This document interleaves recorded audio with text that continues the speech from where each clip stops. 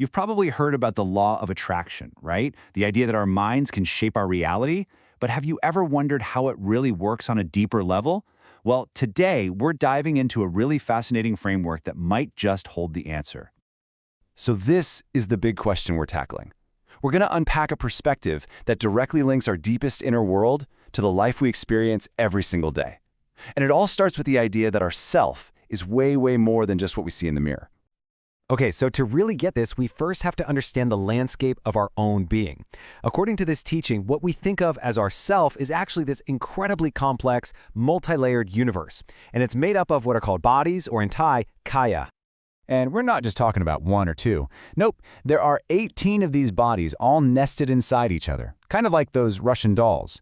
They go from the most coarse, our physical body, all the way into the most subtle, refined spiritual essence at the very core. Now, this is where it gets really interesting. The way this hierarchy works is pretty wild. Each inner body basically sees the one just outside of it as its own little vehicle, or even a puppet. So the celestial body, it sees our human body as its puppet.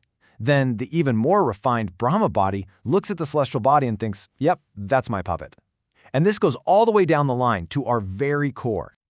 So you can see the path, right? It's a journey inward, a process of getting more and more refined. We start with the physical body we all know, then move through these finer celestial and spiritual forms, and it all leads to the Dharma bodies, which are our purest, most essential state of being. Every layer is just a step closer to our true self.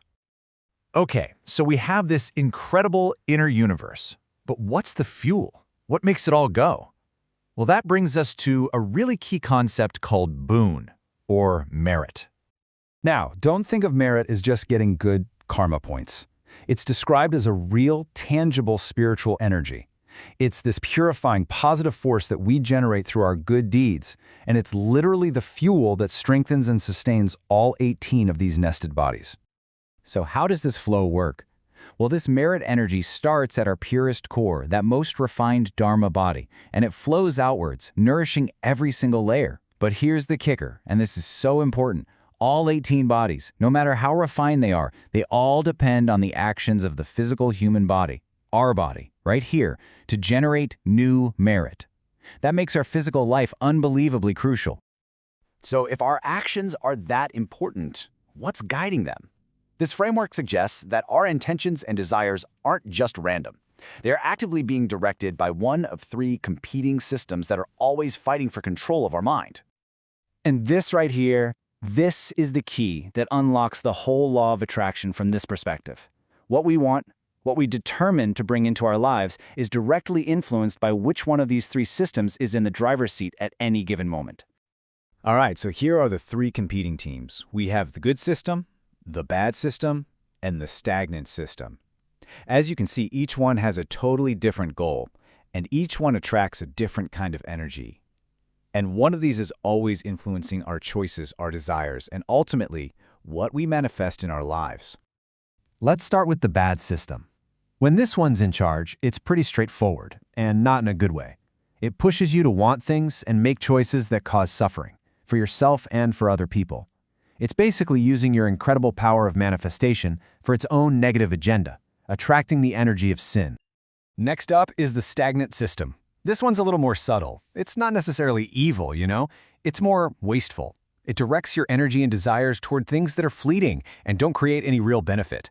The source uses examples like buying luxury cars or designer bags just for the status.